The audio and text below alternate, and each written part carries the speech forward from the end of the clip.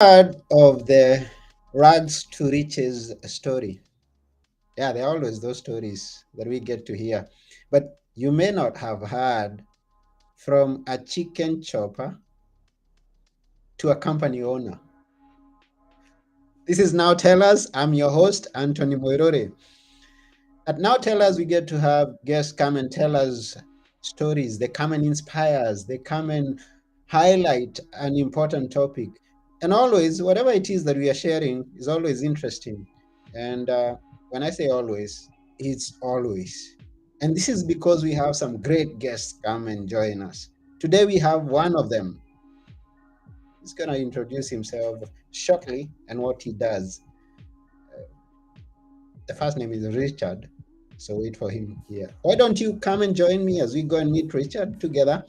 And I remind you to please share this with all your friends. If you have a question, please ask. If you have a comment, we love feedback. So please make it. And now, here we go and meet Richard.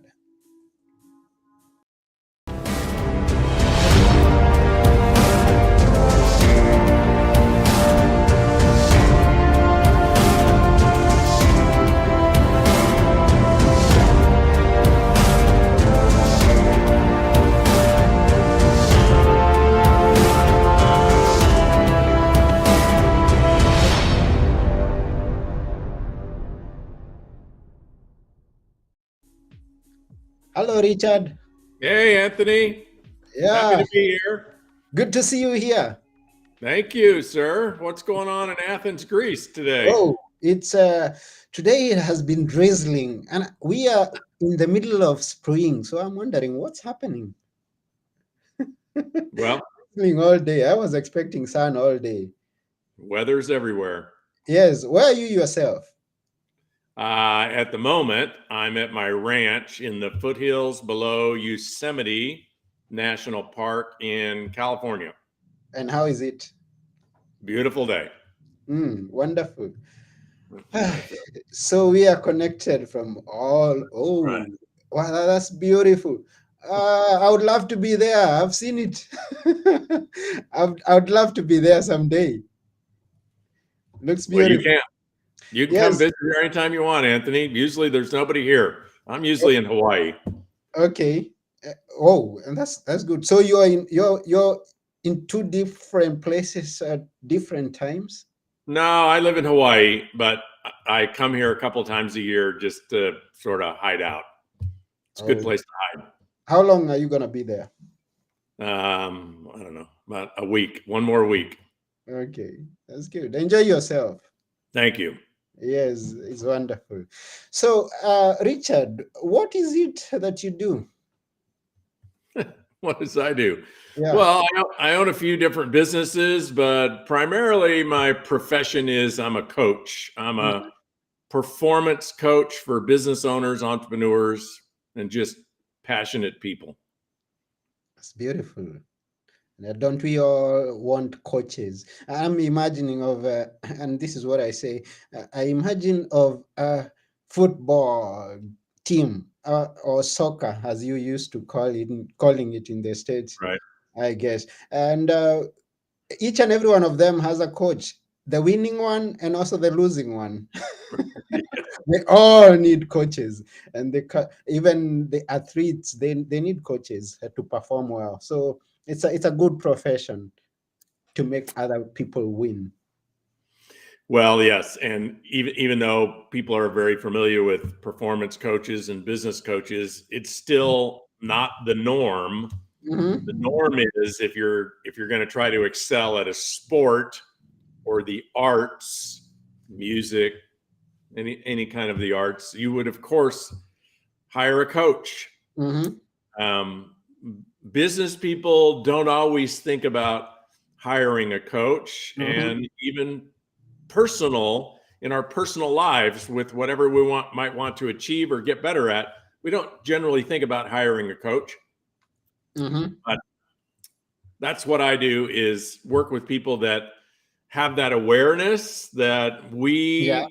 we generally get to wherever we're going to get pretty quick on our own initiative, on our own accord. And if you want to go 5 or 10 or 100x beyond where you already are, you might want a guide to ask you the questions you're not asking yourself or you're not answering.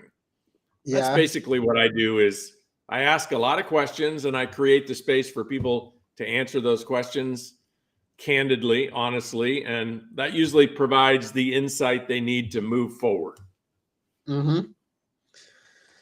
Let's go a bit back for a story that I introduced briefly there. I say that you're someday back in time. I don't know how long ago it was. You used to be a chicken chopper. Tell us about Yeah, that. that was about I don't know, almost 50 years ago. So I'm Mm, mhm. 68 now. I was 22 years old, so maybe 40, 46 years, something like that. Uh-huh. I did not do well in school at all. And so if you don't do well in school, you don't go on to higher education usually. I did Yeah. not get any higher education. I did not go to college. And so I ended up working in a chicken processing plant, which is Mm-hmm. basically a plant where the live chickens are brought and they're slaughtered, and then they are cut up into parts and sold in those, at least in the United States, those yellow styrofoam packages. And that's a chicken processing plant. And I Okay. worked there for 4 years. Mm-hmm. I actually loved it, which kind of sounds surreal and bizarre, but I did actually love working in the chicken plant. And I had Yeah. the whole rest of my career mapped out. I was going to spend another 36 years there, a total of 40 years, and retire from the chicken plant. Mm-hmm. And one day, the guy who ran the chicken plant put in a policy, a human resources policy that said, if you wanted to advance any further in this corporate culture, you had to have a 4-year college degree. Mm. And I didn't have even 4 minutes of college, and I wasn't going to go get any college. Okay. So my career at the chicken plant was over, Mm-hmm. and I started looking for options. Mm-hmm. And so I found business, I found sales, which was definitely not what I was looking for, but just sort of a long story. I just fell into it, and I struggled mightily for a couple of years and failed miserably for a couple of years. And then it was actually coaching that lifted me out of that struggle and gave me some success in business and sales. Yeah. And so I've just always used coaching as the lever to move me through and into wherever I want to go. And now Mm. that's pretty much all I do. Even though I own several businesses, but I spend 90% of my time just coaching people. Oh, that's wonderful. So, how was it leading 30,000? Was it, which was that business that was, you had a sales team of 30,000? And how was it? Well, it was very lucrative. I made a lot of money. Okay. And we were selling a product that gave you better gas mileage, Mm-hmm. petrol mileage in your automobile. Mm-hmm. Which this was the late 70s, early 80s, was pretty popular because the price of gasoline it's always been low in the United States relative to the rest of the world, Yeah. but started to go up. And as it went up, people were interested in saving money on their fuel bill. And so that was the product we sold. And I built a sales team of 30,000 people to Mm-hmm. help me sell it, and did well. Mm-hmm. That's good. Interesting. Wow. And it's good when when I saw your story of coming from being a chicken chop, it reminded me of where I come from. I come from Kenya, and there is a story that has been going on for the past, is it 1 year ago, that when we had the elections, the person that took presidency used to be a chicken seller. Really? So you can always come from the lowest of lows and come to the highest of highs. Yeah. I suppose if you can survive in the chicken business, Uh-huh. you can do anything. Don't get me thinking about starting a chicken No. business. Yeah, you don't need to do that. You're well on your way, Anthony. You don't need to be in the chicken business. Okay, thank you for that. Now, which of the businesses, if you would be kind to share with us, which of the businesses do you own right now? I own a consumer products pet care business Mm-hmm. that is a global business. We do business in, I don't know, probably 25 countries. Um, that's an Inc. 5000 business. I think that means fastest growing companies in the United States. Okay. I own a human dental care business, a nutrition business. These are all direct to consumer businesses. Mm. My wife and I own a essential oils and personal care products business, and I have a real estate business and a coaching business. Wow. That's quite a number. Now, I kind of try to imagine why I saw that you have shared a stage with Richard Branson. Tell us about it's because I looked at his profile and he's on like is it 400 businesses right now? He's Right. yeah, so I see where you got the inspiration from. Or rather, I Yeah. guess. I might own four. He owns 400. Yes, I did have the opportunity to share the stage, which basically all that means is there's an event. He spoke over the 2 or 3 days. I also spoke.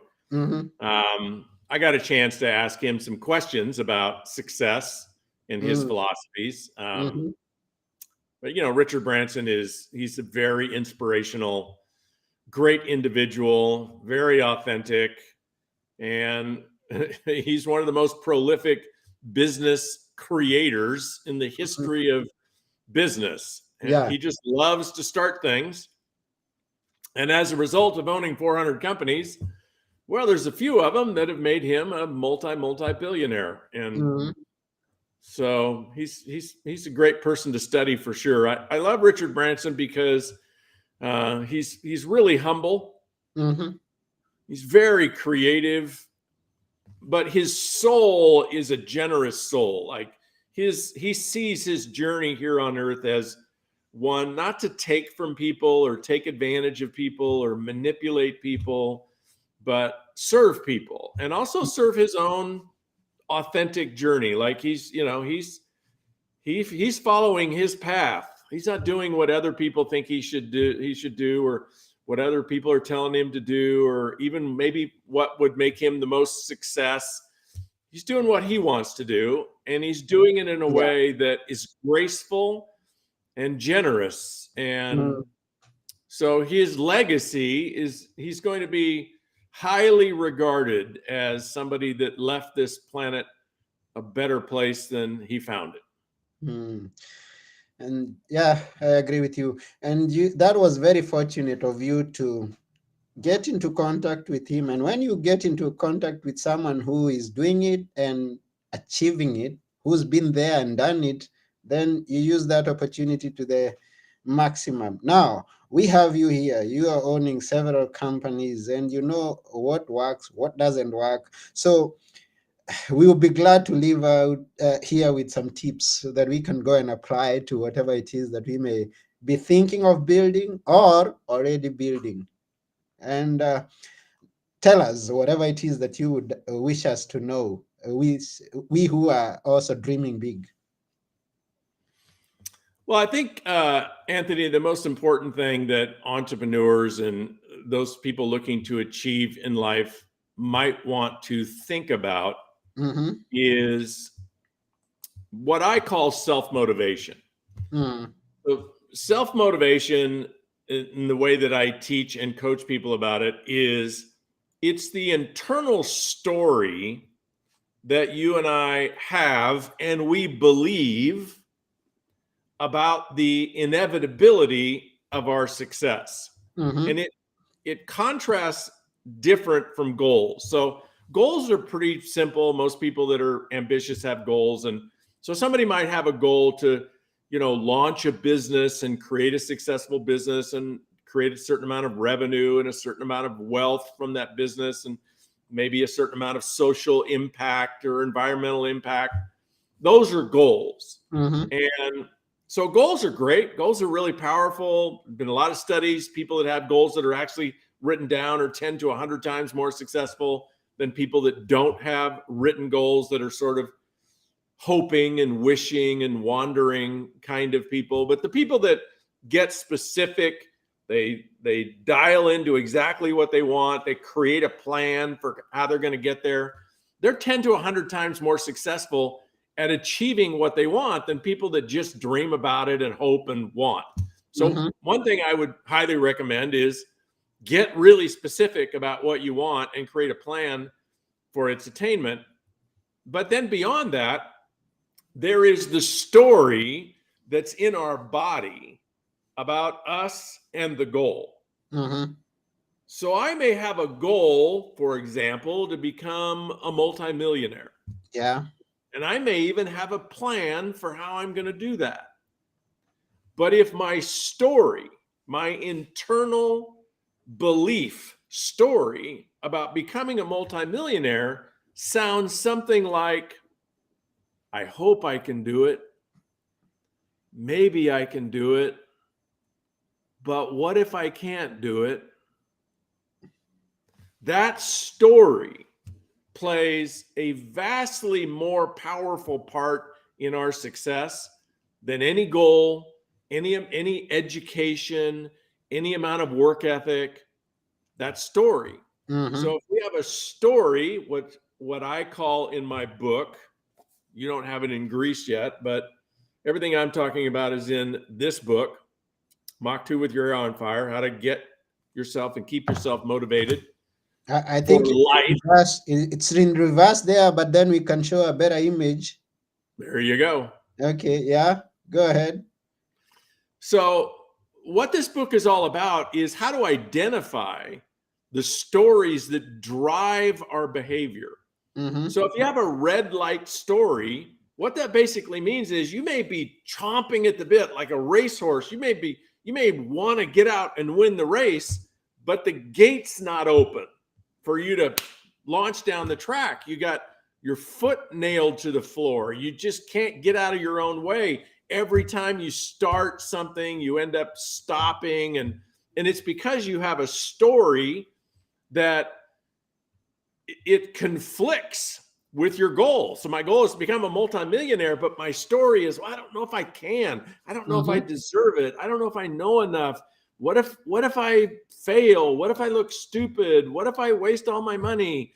That story will undermine any goal that you have. It's called a red light story. Mm-hmm. Now, a yellow light story, and I'm using the lights at an intersection, right? Yeah. Red light, stop. A yellow light indicates slow down. Mm-hmm. And a yellow light story is just a little bit different than a red light story. It's a little bit more positive. It kind of tends to go from a green light to a red light. It sounds like, I just got some positive feedback. Maybe I got a new customer, or I made a good investment, or I did a good social media post and I got some feedback. And because of that, we're like, oh, yes, I can do it. But then as soon as somebody says no, or a customer cancels, or we do a social media post and nobody likes it, we're like, oh, I can't. So we run hot and cold. That's kind of a yellow light story, Mm-hmm. where your motivation is based on your results. Mm-hmm. So if somebody says yes, then you say, oh, I can. If somebody says no, then you go, oh, I can't. And so we're either up or we're down, or up or we're down. It's kind of like if you've ever ridden in a car with somebody that every time they go around a curve, they pump the brakes, or Yeah. every time they're like jerking you back and forth. That's what it's like to try to be successful with a yellow light story.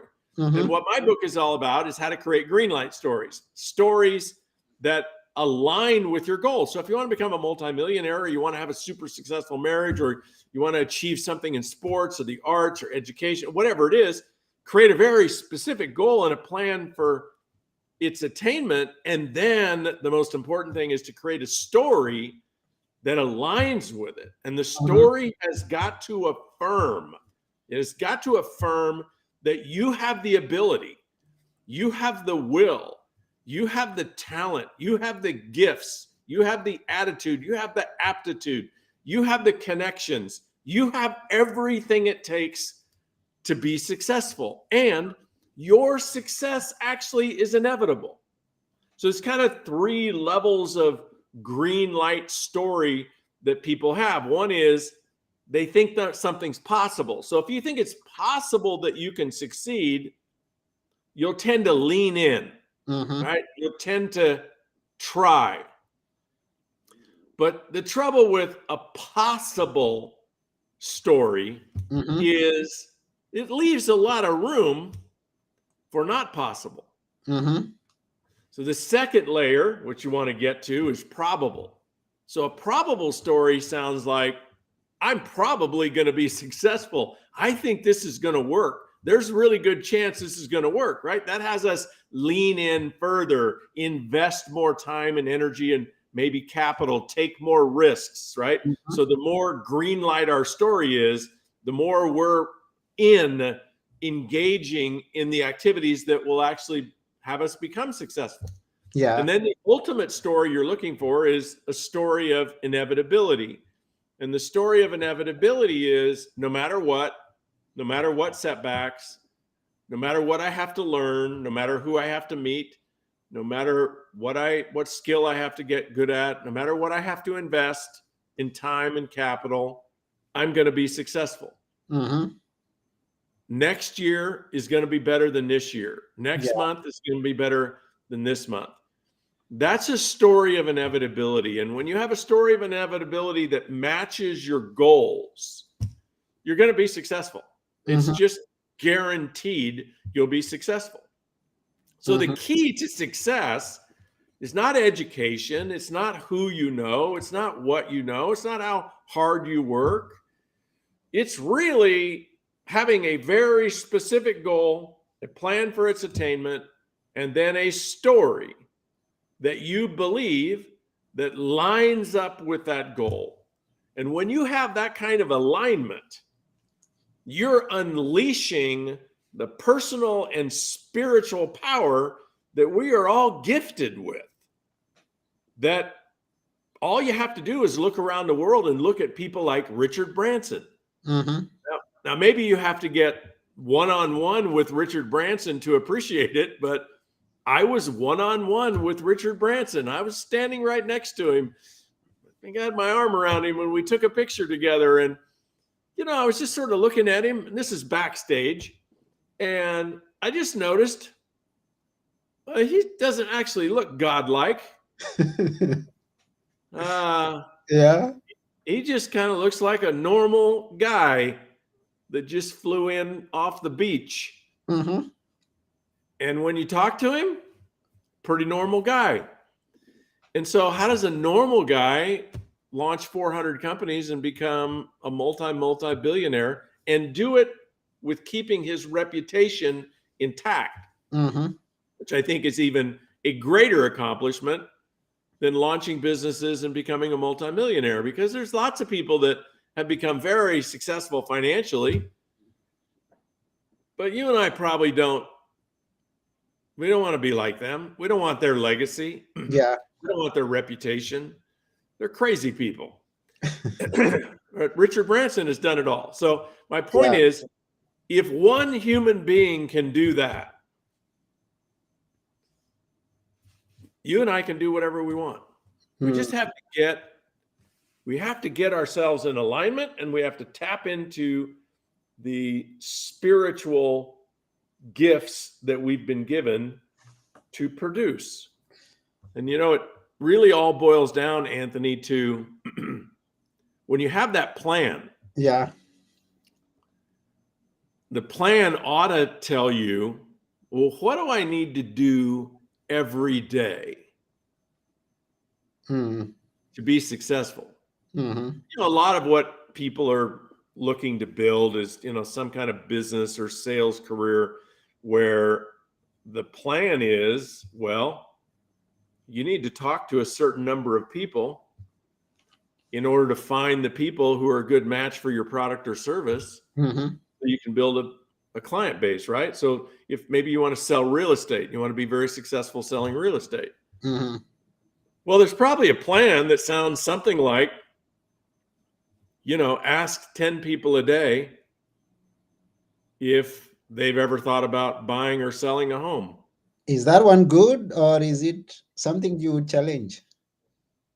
What? The plan to I call think that's an amount of people. I'm not a realtor, but I can imagine that's probably a good plan.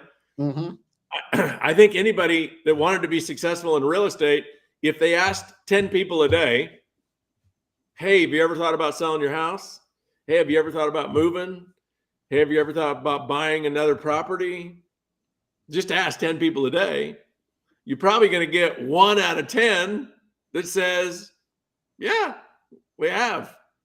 And you won't maybe get all them as clients, but hey, if you only got, half of them as clients. Yeah. Well, if you ask 10 a day and you get 1 a day to say yes, that's 30 a month. And you get half of those as clients, that's 15 new clients a month. Okay, that's good. I think a realtor who got 15 new clients a month times 12 times 15 is over 160. I think a realtor that had 160 new clients every year. It's a numbers game. They say it's a numbers game. Yeah. Yes. So, but my point is, all we need to do is harness all of this power to do something as simple as ask 10 people a day if they've ever thought about selling their home.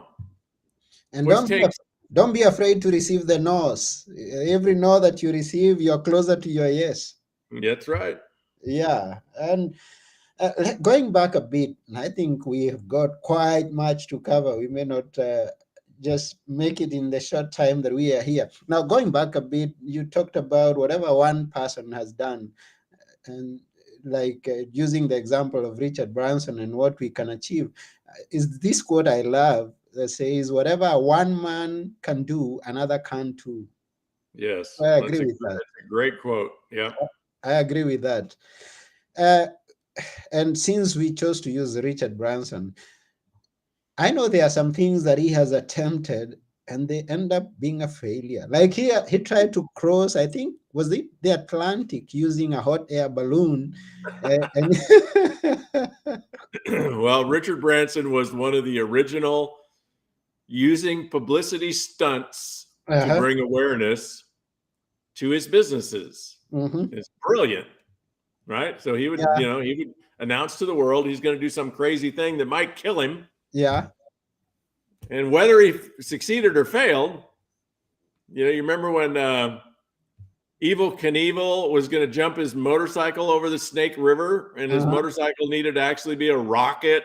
Yeah. And, all this fanfare, right? And everybody remembers that. I mean, from that era, at least in the United States, Evel Knievel jumping his motorcycle over, this huge canyon river. Most people don't realize he didn't make it.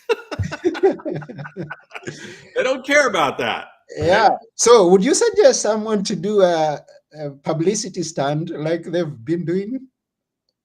Oh, hey, that's a strategy. It's a proven strategy. Yeah. So it's not my jam, but it's a proven strategy. Not everything works for everyone. Right. Yes. And this is where I was going, using the hot air balloon crossing an ocean. It ended up being a failure. And several of his other business, he's done a number of businesses that end up failing badly. Now, you've been in contact with him, and also you've tried some things, I guess, that have not succeeded at some point. How do you face, or how do you deal with failure yourself? And how would you suggest us to go about it? Well, failure is a harsh word, and it's a charged word. It's a trigger word, and it's not necessary. Not necessary. So it's not necessary to use that word. In fact, that'd be a poor choice of words. Somebody that would use the word failure, they could set themselves up to like have an energetic reaction to that word. So I think it's all just a matter of perspective. So in Richard Branson's case, I don't know, but wouldn't surprise me if most of the 400 businesses that he's launched actually ended up failing or be non-profitable, or they're not growing or something like that. Wouldn't surprise me at all. Yeah. If most of his businesses were not successful. But so you could say, oh, I've failed more times than I've succeeded. Well, I've personally failed way more than I've succeeded in life and business, way more.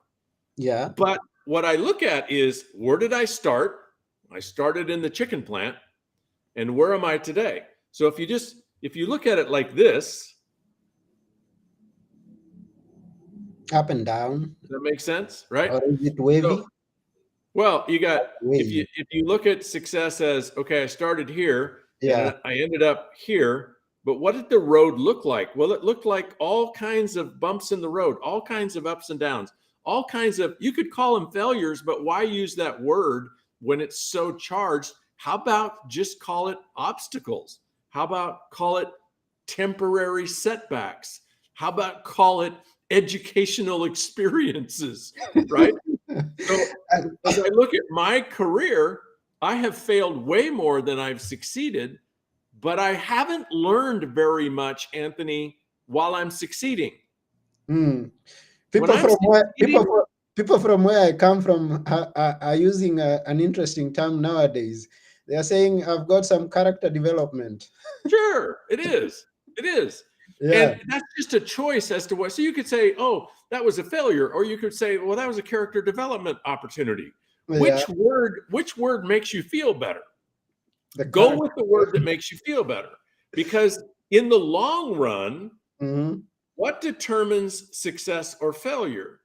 In the long run, as long as you are willing and have the ability to get up and engage again, the story's not over. The story's not over until you say it's over. So you could have spent 49 years in setbacks and character development. And then year 50, boom. So what would you say about your life? Are you a failure or success? If in year 50, you explode as in success. 49 years of preparation, 1 year of explosion.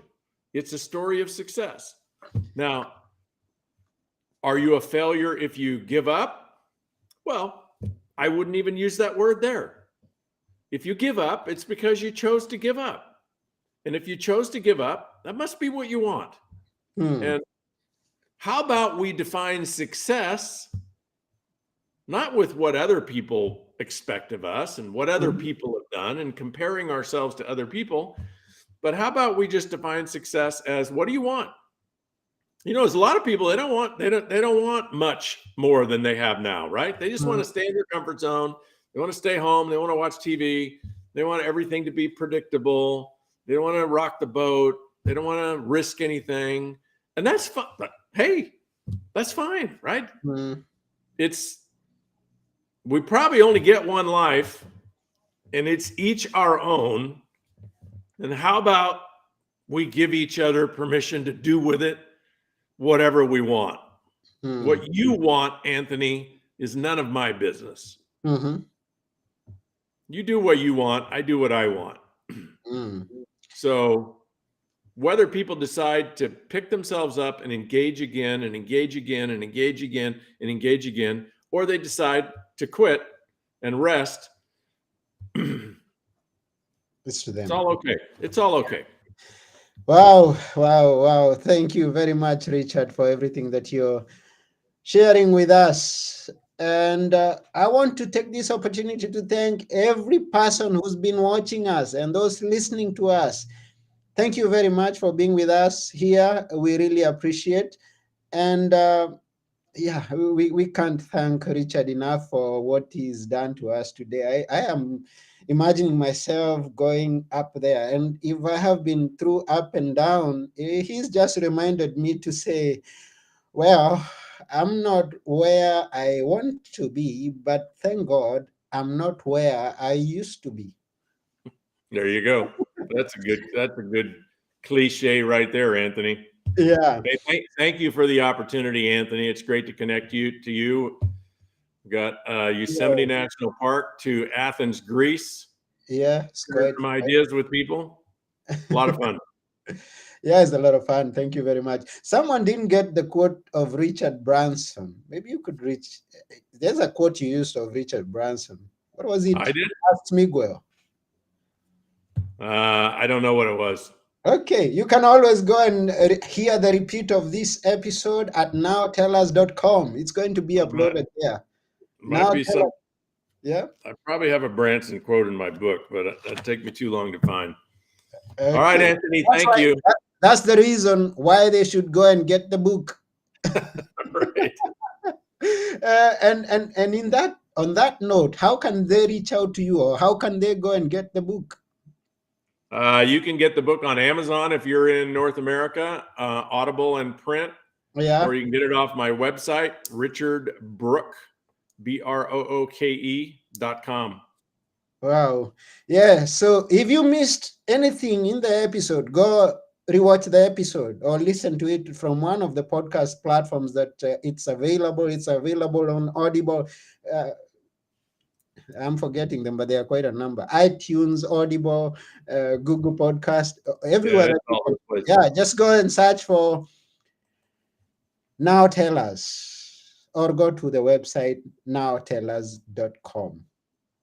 And we thank Richard. Thank you very much, Richard, for taking your time. Go, You're welcome. everyone, Great meeting with me.